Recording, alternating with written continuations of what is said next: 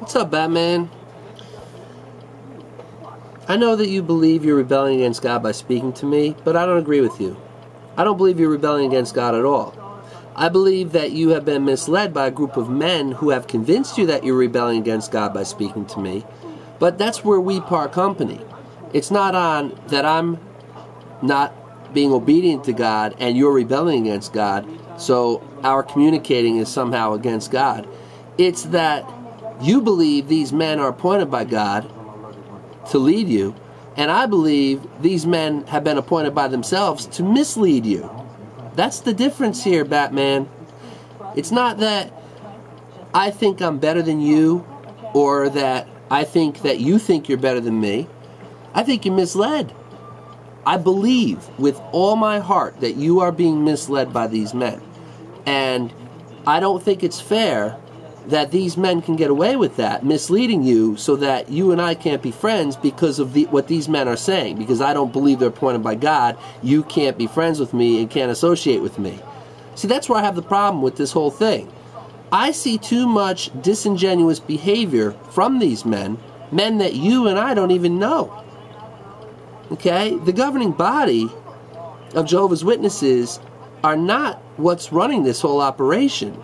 They are the patsies that are put out in front, so when the proverbial shit hits the fan, they're the ones that are going to fall. The ones running this thing are secret. That's the slave class. You and I don't know their identities. I'm pretty sure it's the legal department in Patterson, but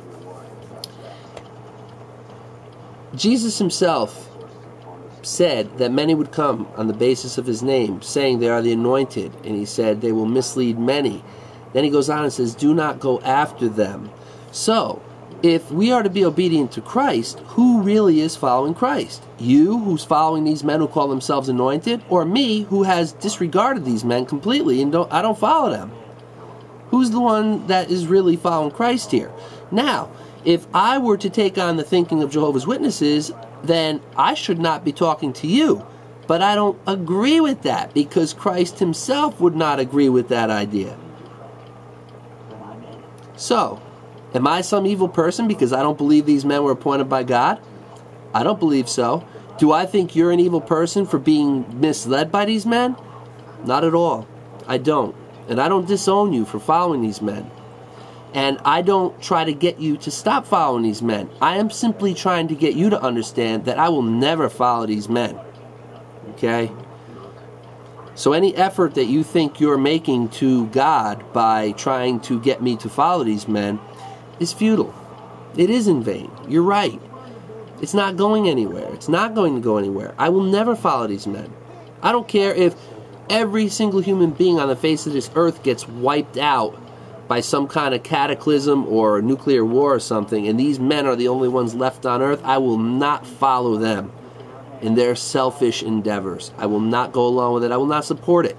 I will not help men buy mansions like Beth Sarim, where it was supposed to be for these patriarchs, the House of Princes, and they mislead all Jehovah's Witnesses, and they get this house, and they somehow come up with this story that the patriarchs are going to be resurrected and going to live in this house, and all the witnesses believe it, and then what happens?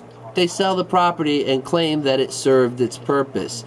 Well, the only purpose that it served was that it housed Rutherford, who was the leader of Jehovah's Witnesses back in the day, and that's the only purpose it served. It had nothing to do with patriarchs. They are false prophets, Batman.